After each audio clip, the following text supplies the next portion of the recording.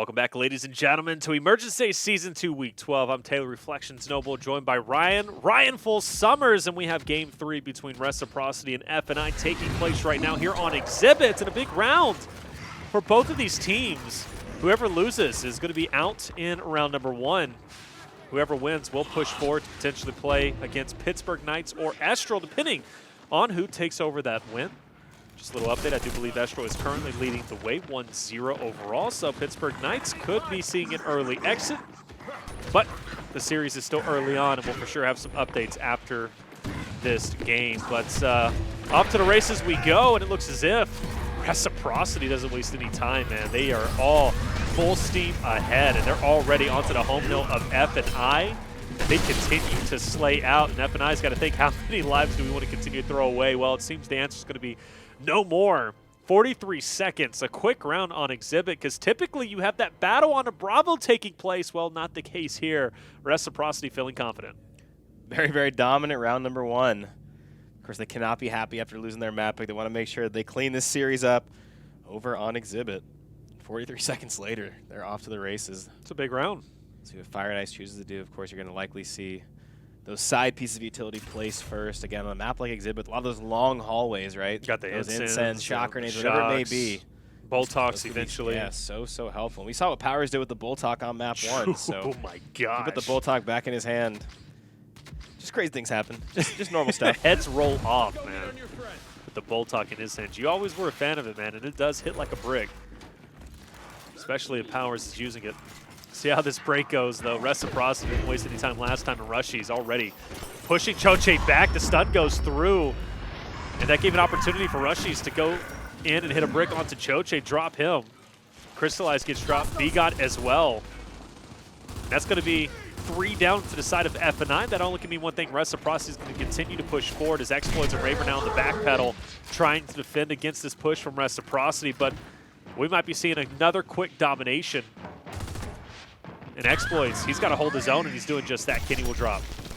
So both players up top do die for Reciprocity. Icy's going to quickly make his way out of there. Second round, spawn's still pretty long, right? So Fire and Ice, if they can manage to get a few kills chained together, have the opportunity to push back forward and take advantage. They're going to quickly jump on B. Of course, members of Reciprocity were very much out of position for the B hill. And once again, Rec chooses to push up top. And Raver finds himself all alone. Going to continue to be tagged up. Reciprocity are quick on his heels. The down finally comes through. That's going to now force Fire and Ice to have to double back to their own hill. It's going to force them to move resources over onto the A hill. As Choche is going to quickly be met with 2 different members. He had a shock grenade in his hand, or sorry, a flashbang, and that's definitely not the weapon you want when 2 shotguns are approaching. No, absolutely not, and that's what happens. That's the end result of 2 shotguns approaching. You eventually get chunked in the end. And man, this is going to be pretty rough, right? You see Reciprocity already retaking control over Bravo. A couple of Lancer shots will keep them at bay for the time being. Icy, though, will gain position onto Raver, forced to back up. As Raver actually doesn't care. Looks like he goes for the push. Backs up eventually, but overall, just a couple of trades happening back and forth. But I got to say, it's encouraging. F&I hops into Bravo. They get the break. But Franchise in the end will take over that win. They should retake Bravo. They should also continue to maintain this point lead, but I got to respect F&I. They continue to throw bodies at Reciprocity, but at what cost? You got to be thinking about your respawn economy, and it's starting to take a little bit on both sides. And this is only the second round, so you got to keep that in mind, especially with 2 more rounds of the half left. And here comes Fire and Ice now back on the offensive. Have the B hill once again, and the last 2 members of Rec are pinned back on the home hill. This could be their chance. Fran gets it down, but he's taken out. Icy has to make a big play happen as the entire Fire and Ice team now are on the hill. Here comes Kenny Bounce. Has to at least get a touch there. He got 1 kill, but if he doesn't touch the hill, the round's going to be over. He unfortunately is not able to do it. Rec had the advantage for a lot of that round. Of course, almost 3 minutes in duration. Fire and Ice, they do make the play at the right time. And of course, we are on tiebreaker, so each one of these rounds just so important. It was Raver and it was BGOT that kept the team alive, especially in that early initial where Reciprocity was all over the home hill. If it wasn't for those 2 players staying up, staying alive, and holding their own, it would have been another quick round, another quick domination for Reciprocity, and we would have already been on probably round number 4, but impressive stuff for F&I holding their own to tie that up 1-1 when Reciprocity looked as if they were coming out guns blazing and might be walking away with this. Now things just a little bit more subdued. And F&I has struggled on the initials in the past 2 rounds. We'll see if they can maybe capitalize here as more utilities being added, right? We got Incense in the hands of Exploits. We have Shock onto the side of Reciprocity. Is B-God up top looking to make some moves. Let's see what he does. Yeah, he gets a nice flank up top and now can instantly run over to A. So Fire and Ice are going to very quickly have control of both A and C. We're going to get that tap on B, but Reciprocity is set up pretty well so far, at least over the neutral. And B-God still managed to stay alive up top and over kind of on the Rex side. He's going to force Icy back. It's a good play by Icy because if you see the kill feed, Taylor, the entirety of B-God's team just fell. Ooh. B-God finally doesn't drop. Luckily, Fran is the one who takes Icy down, so he's able to quickly get there for the revive. At the very least, Fire and Ice did start off with a decent-sized lead when it comes to the objective time. For Rec are taking back control of the rest of the map. Again, we are very early on. The win conditions still favoring Rec with 2. They have plenty of time to come back. I'm looking to see what Fire and Ice does next. I'm looking to see where their push is. They're going to make the push up top. They're going to push through mid. One of these kind of side lanes. So many options on this exhibit map. It's going to be that much harder when you have Kenny behind enemy lines like this and putting that initial damage in because they're going to approach the fight damaged to begin with. We've seen a lot of up-top pushes, right, as of recently, and I don't know why that is. It seems as if just the meta continues to evolve.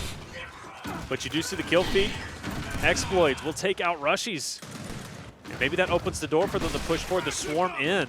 Powers will at least stop the push for the time being. Exploits going for Bravo. This is something that you would have hoped would have happened off that initial with B-God making that great flank over. If they would have got B, that would have been a quick domination because B-God was holding his own. The rest of the team just unfortunately couldn't make it happen.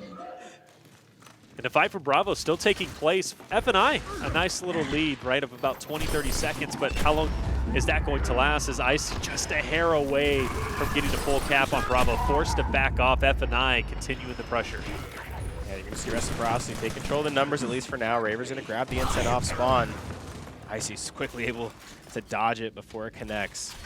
So Fire and Ice is going to keep Rec off the neutral hill for a little while longer. Of course, once that inset does go away, Rec might just jump right in the hill, and I think Fire and Ice knows that. They're starting to push forward. They're starting to apply pressure. Look at that Lancer fire coming through on both Rush and Powers. Revives do come through. Reciprocity is there to answer, and now they're kind of pushing themselves. They're back on the offensive. They're only down by a small amount. And they're beginning to slay out. They have the neutral. They're beginning to slay, and I think Kenny has that little piece of information that someone might be coming behind him. You're going to see someone making their way over towards the Reciprocity home. He'll double down Kenny and B-God. I do believe he has help. I do believe he has the revive, and as you see the win condition at the top of your screen, COG team will win in about 30 seconds. Fire and Ice on a single hill to their name. Choche knows he has nothing to do about it. Starts crying in front of the hill. Reciprocity. Very back and forth round, but they do come out on top after 3 minutes. Oh, and, you know, once again, to go back to that initial, breaks my heart that B-God made such a great flank, slayed out in that 1v1 against, I believe it was Icy. Ended up at least getting it down, but the finish ended up happening regardless. But there was plenty of time for F&I to capture Bravo. I think they were just in a couple of fights with, but they had the man, I think it was a 3v2 at that point onto Bravo. They just could not solidify it, but that round could have been over very quickly. And in the end, it is, in fact, going to be Reciprocity leading 2-1 now in the final round of this half. And shortest respawns, bodies are going to be thrown around, and I'm looking at Reciprocity. They've got plenty of bodies to throw. F&I, not so much. You see Franchise kind of getting that initial damage, getting that information. So you know at least where a good chunk of this team is off of the spawn. Despite the early fire, they're still pushing forward. Franchise identifies they have the man advantage. Jumps right into Crystallize's cover. Crystallize easily just kind of makes him pay with the chunk. Of course, they're on the quick spawn rounds. Fire and Ice. Then the party started with a couple early kills. Exploits still dominating the kill feed. 5v4 advantage now in favor of the Swarm. Icy versus Raver continuing to fight up top. And I think Icy knows he has to get a little more aggressive. Does finish Raver with the back A. Of course, his teammates were falling down low, so a lot of times when your teammates do start to drop like that, you have to kind of make the only play in front of you. Icy did just that. Reciprocity tries to move forward over to A. They try to move forward to Fire and Ice's base. I think Fire and Ice literally quickly realize it because they're already there. They're off spawn. These are very quick spawn rounds, so they can easily kind of get right back into the fight. Franchise makes the flank onto Choche. Luckily for him, his teammate Icy is there, but Fran doesn't get the kill on the ground, so Choche is still dancing around behind him. Finally is dropped. X-Boy's the last remaining member on the map, trying to give his team as much time to spawn back in. And Icy continues to be a dominant force on this exhibit map. I do believe Fire and Ice, they do live to fight another day. They will manage to spawn back up, but look at that economy on the right, Taylor. Oh, yeah. Multiple members on zero. Of course, Franchise going to be on zero himself over on the rec side. Kenny's going to join him. To me, it's kind of a battle of kind of who kills those players in particular first. Oh, 100%. 100%. And, you know, this is a map where you kind of have to put yourself out there. You can't just hang in the back lines. You can Lancer fire all you want on the Bravo, but eventually you're going to have to push down to try and make a move. So you can't maintain your life as much as you could, like, let's say, Icebound or Training Grounds, right? Or even Asylum, right? But we'll definitely see how that pays off in their favor. Oh, Rushman. Onto B-God. That's player you want to take out. Exploits will also drop himself. Lives continue to fall off onto the side of F&I. The only benefit here is Franchise and Kenny both on their last lives themselves, and it's still 5 players on the side of F&I, so there is a potential for them to even out the odds here. Choche got dangerously close to dying off, but fortunately for him, he doesn't. B-God also got dangerously close himself, but he stays up. And that instant, if that could be put to good use, that could be huge. B-God, in fact, will drop off. So now we are now into the range of a 5v4. Powers will take out Choche. That's going to drop off another player from F&I, though. And it looks as if F&I is starting to fall off. Raver now trying to fight for his life. If he gets finished off here, which he does, that's another player gone. That's 3 players now down and out. And Reciprocity will, in fact, take over the last round of the half to lead 3-1 over F&I. You saw how patient they played sort of the last second half of that round. They had the kind of lead and respawn economy. They were still building back the time lead, but they knew that all the members of Fire and Ice were essentially sitting on zero. So you saw even like Rushy's kind of getting there and back-rolling Lancer, back-rolling and Lancer, because they were just kind of waiting to get that kind of early pick, get that advantage, because the more kills they're able to farm out, the weaker and weaker Fire and Ice's respawn economy would come to the point where everyone was on zero. So any one kill at that point almost was a round-securing kill. Absolutely huge stuff. Got to say, though, F&I continue to fight forward and really brought Reciprocity a lot lower than I thought they would. Going into the rounds, just respawn economy was 100% not in their favor, but just comes to show you F&I can slay out when they need to. But now your back is against the wall, and you got to be thinking, this is a swing round, right? We've got to go big here. If we lose this, Reciprocity will be leading 4-1, and there's really no turning back from that point forward. Reciprocity will have too much wind in their sails, but still, there is a chance for F&I now, with respawn economy being evened up, for them to potentially come back even stronger here. Longest respawns, this is the time to strike. And off to a good start, as it looks as if, yeah, nice instant comes through. Kenny and Rushies will get taken out by Exploits. I believe that's going to be 2 players now, 3 players down to the side of Reciprocity. And F&I, you know the pressure is going to be coming. Let's see if they push forward onto the home hill. And it looks as if, yeah, they're going to be doing just that. Icy still continues to be a force for this team, no matter what the situation is. In these long spawn rounds, Fire and Ice looking to get through, and we're on board with Icy once again. He just continues against all odds to slay out, and he realizes 2 members are in front of him. He gets one, almost gets the second, misses the shot, hits the melee. Unfortunately, Choche is there for the kill. That would have been nutty if he was able to pull off that second. At the very least, it does get one on the way out. B-God does kill 2 up top, looking to make it a 3rd.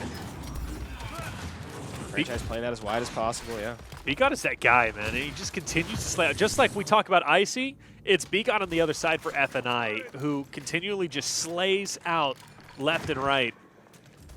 And he's a crucial component to the team with F&I. Why? Because, well, he's fighting that up-top fight, which opens up that door for Reciprocity to push forward. But B-God somehow single-handedly locks it in.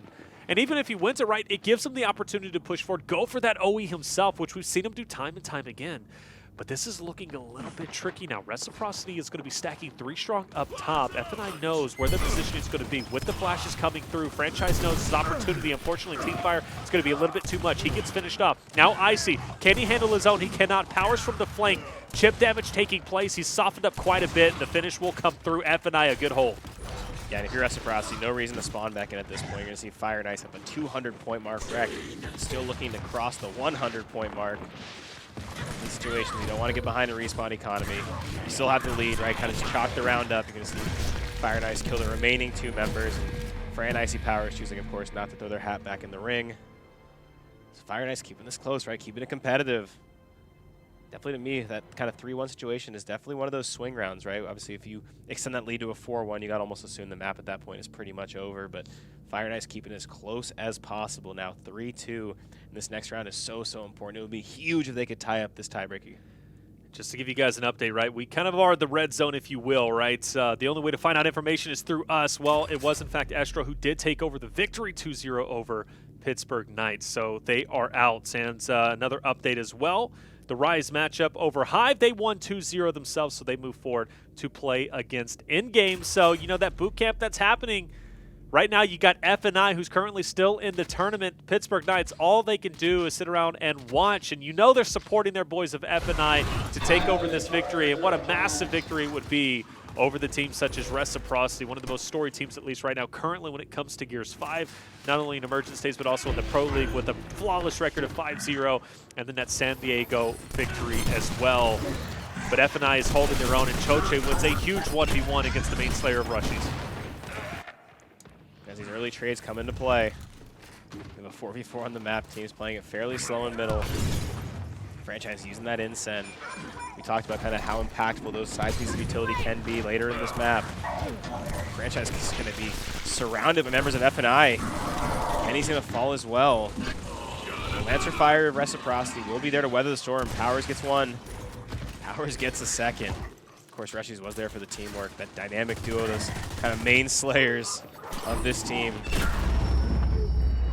They're end up getting pushed right now by members of the Swarm team. Back and forth we go. Of course, spawns still fairly long. Of course, we are in the 2nd round of this 2nd half. That's going to be 3 down for Fire and Ice. Reciprocity decision to make. Do they move forward? Do they go for that trip cap?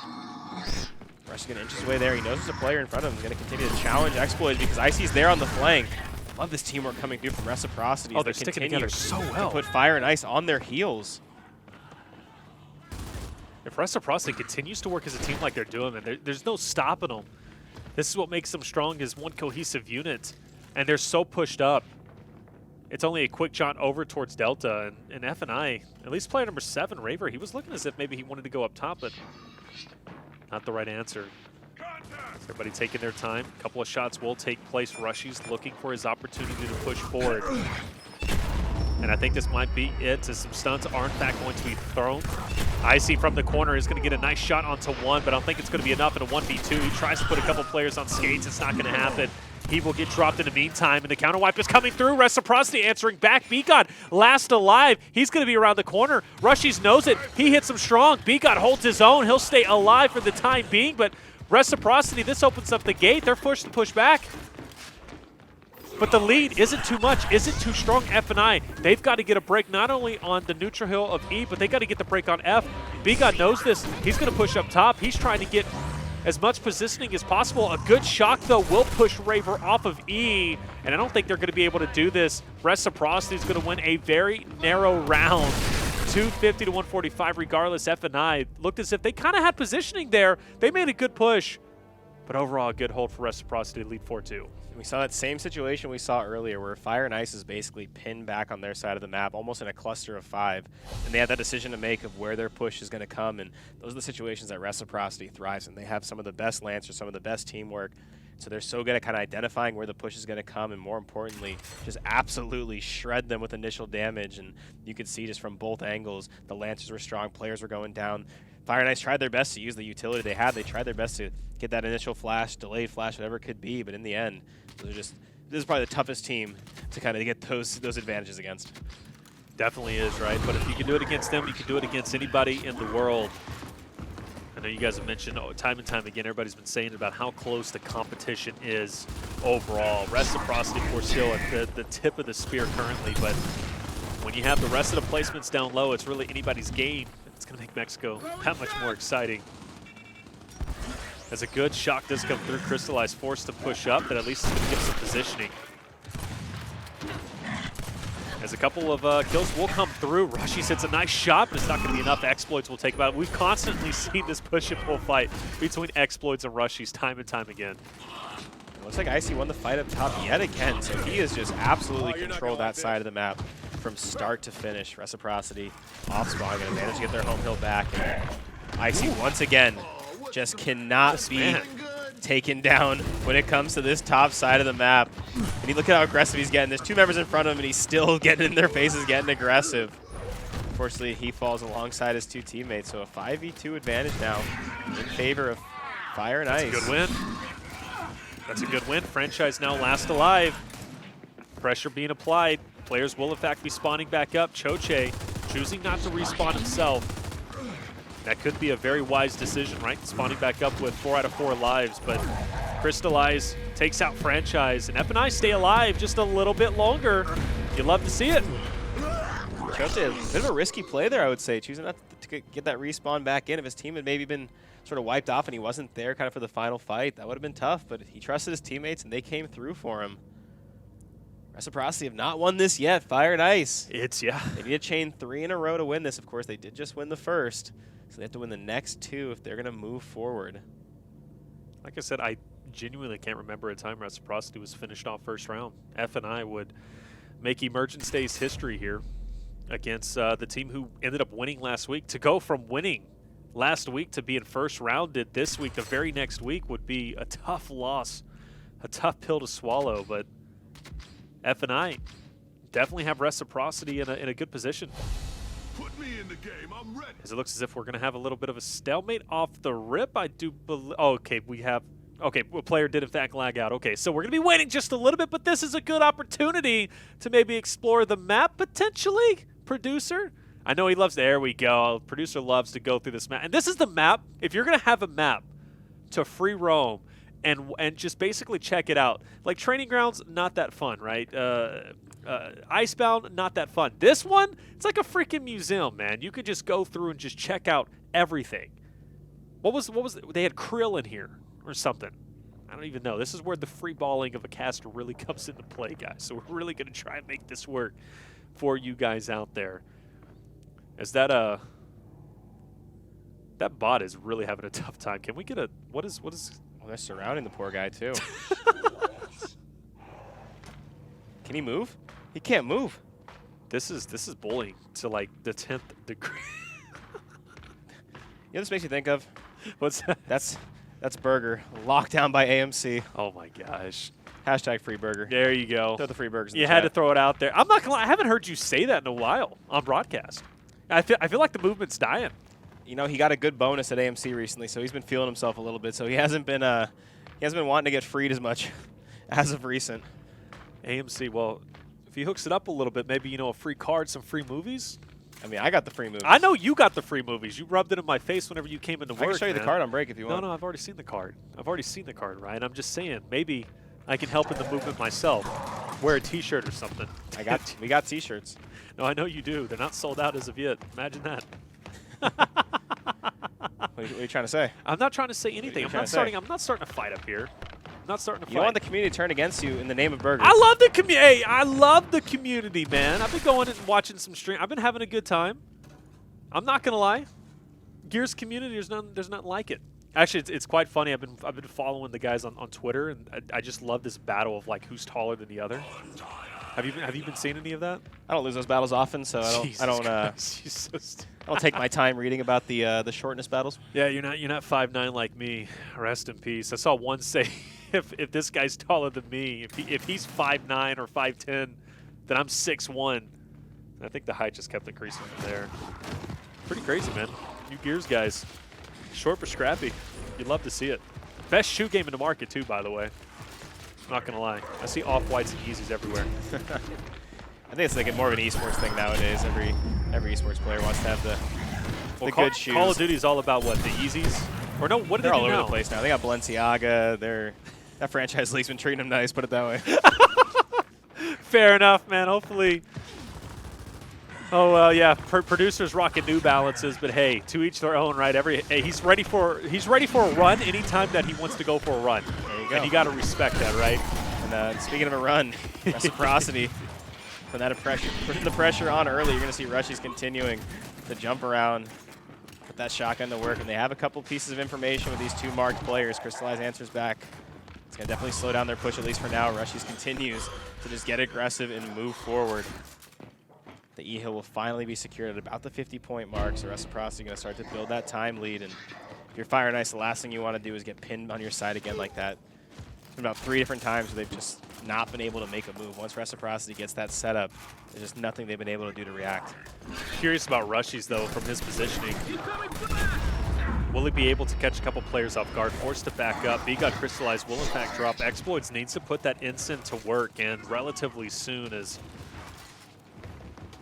the pressure is really starting to hurt FNI. You see how far pinned back they are.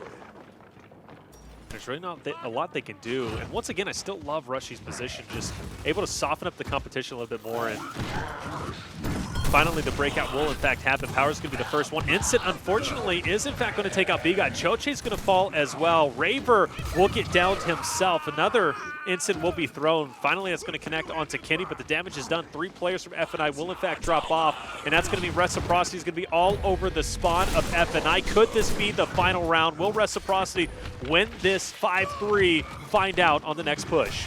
At the very least, Reciprocity got onto that D-Hill, got the break, and now look what that's done to their lead. They're already starting to build a good-sized lead with that 2-cap. This just helped push it that much farther. Now they're up about 100 points. FNI gets on the E-Hill because they know that they have really no other choice to make. As Reciprocity continues to climb towards 250, you're going to see Kenny get it down there, choose to kind of push back and closer to his teammates because there's going to be a big defensive stop they're going to have to make over on F. Fire and Ice knows that their win condition lives through that one hill. That's it. And Kenny and Rush just continue to make their life a living hell up top. Rush is going to even run all the way over to the D-Hill for good measure. And Reciprocity, it got close, but in the end, the champs do make it through, and they do move on to the semifinals of this week's tournament. Yep, they move on. In fact, to play against Estro, it's going to be a fun one to say the least, from one LATAM scene to the other. And again, the team comes. Absolutely astounding. You love to hear it. Yeah, I mean, of course, that's not the comms they want to hear after unfortunately losing. But no, definitely a good match coming in from Fire and Ice. Again, taking the champs all the way to the limit. Of course, 5-3 on tiebreaker. You take a look at the stats. Powers, once again, just top of the leaderboard. Always seems to be the case nowadays when it comes to this Reciprocity team, as